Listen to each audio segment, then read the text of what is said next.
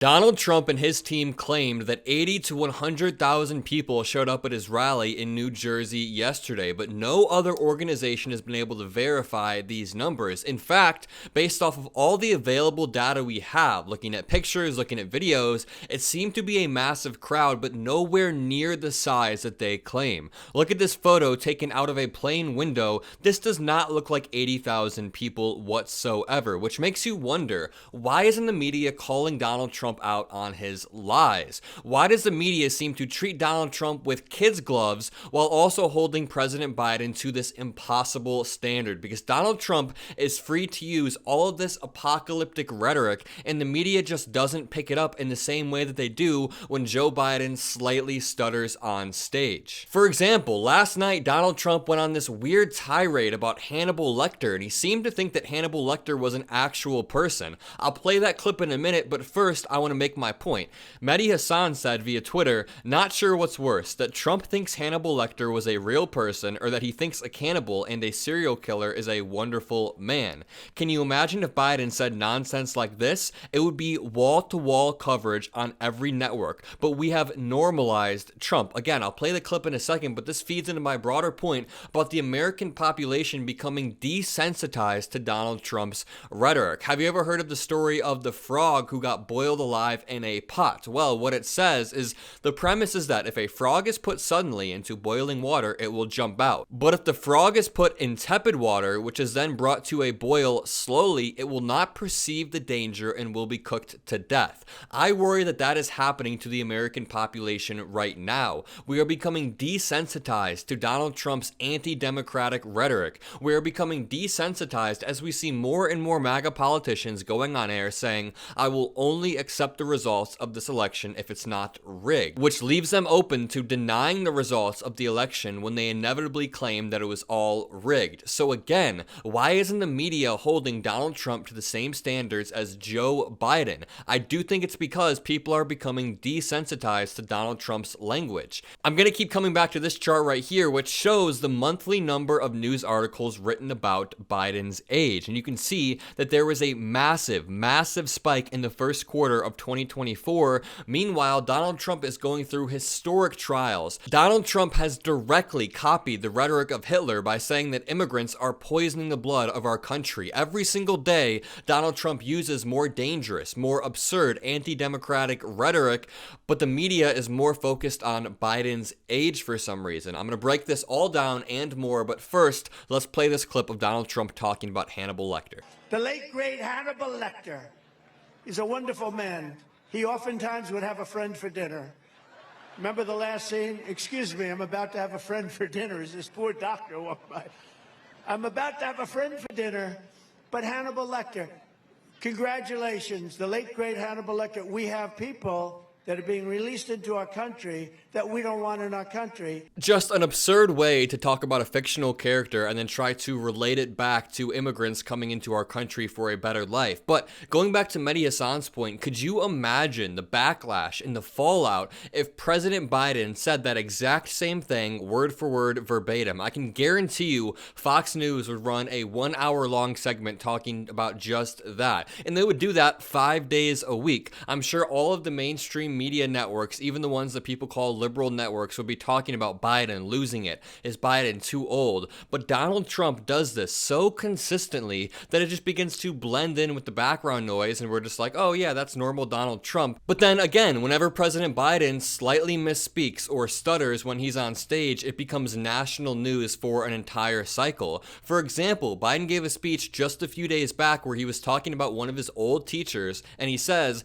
this teacher's name was Riley, last name. He was saying that Riley was the last name of the teacher, but right-wing MAGA influencers blew that clip up. They blew it out of proportion and said that he was just reading off a teleprompter, and the teleprompter said last name. When in reality, President Biden was just saying Riley was the person's last name. I've been arguing with a bunch of people about this over the past week, but I don't want to be one of those channels that constantly plays clips of Donald Trump and platforms all of the BS he spews on stage, but I do think it's important to to debunk the disinformation that he spreads to his followers, because then they begin to relentlessly repeat that. So let's go through what Donald Trump said without actually playing the clips of him rambling. So right when he got on stage, Trump promised the biggest tax cut if he's reelected. Well, he had 4 years to do that during his first term, and not only did he not pass tax cuts for lower to middle class people, he only passed tax cuts for the largest corporations, because he believes that that money will trickle down and reach the average person. But remember,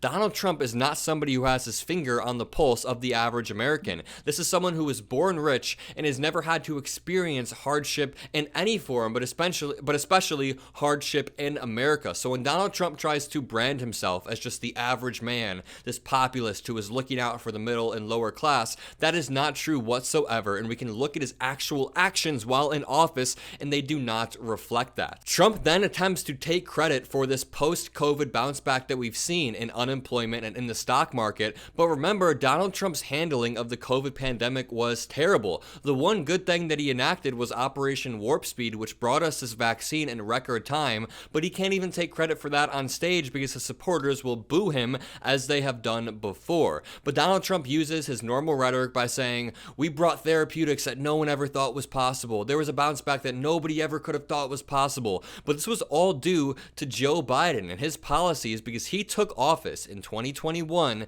and then we saw this bounce back over the past 3 years. The economy that Donald Trump left for Joe Biden was in shambles, in the same way that Bush left a horrible economy for Obama. Obama then oversaw a recovery, and then people said that it was Obama's fault the economy was terrible when he got into office. We see this repeated pattern of Republicans leaving Democrats a horrible economy, then Democrats being blamed for it, and it's unfair. Donald Trump then says that Joe Biden's job numbers are fake, and his crowd starts to chant the word bullshit. But it seems like Trump can't decide if he deserves credit for these job numbers or if the job numbers are made up altogether. It's just completely incoherent. Donald Trump then likens America to a banana republic due to his persecution, but then in the next breath says he could have pressed Hillary Clinton way harder because she deleted all of these emails and she broke all of these phones. I just want to remind you that Donald Trump ran in 2015 and 2016 on locking Hillary Clinton up. That was one of his big three. It was draining the swamp, locking her up, and building the wall. I want to say he didn't get any of those things done, but the irony in him saying that he's being persecuted like it's a banana republic when he explicitly ran on locking up his political opponents. I mean, the fascism was easy to see early on, but now it has only grown and grown, and the irony is just too much for me to wrap my head around. So he is being prosecuted, not persecuted. He's being prosecuted for crimes that he's committed over the past several years, and he blames this all on the Biden administration for some reason, even though it was a grand jury that decided to bring these charges forward. But then he conveniently forgets the fact that he ran explicitly on locking up his political opponent. Has Joe Biden ever said anything to the effect of, lock him up, we're gonna lock him up? Could you imagine if Joe Biden held a rally and he had a crowd chanting, lock him up, about Donald Trump? I mean,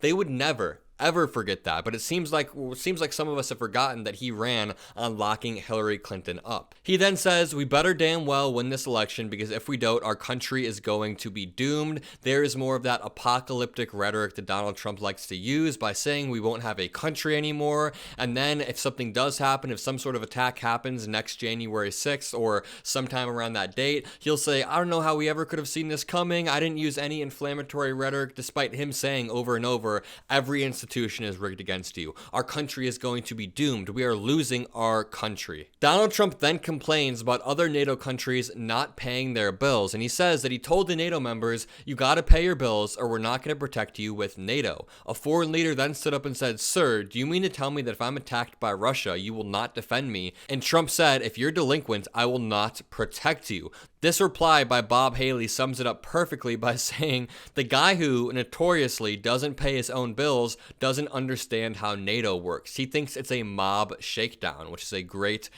summary. Donald Trump then talks about deporting pro-Palestine protesters. I'm going to make an entire separate video about that. Donald Trump then says he will not give 1 penny to any school that has a vaccine mandate, while completely ignoring the fact that every school, every elementary, every middle, every high school, every college has had vaccine mandates for many, many years now. He's almost hoping that we get another outbreak of measles or smallpox. Well, that was the video for today. If you enjoyed it, make sure to leave a like, comment a blue heart if you made it this far, hit the subscribe button. Most importantly, have a great Sunday, everybody, and happy Mother's Day.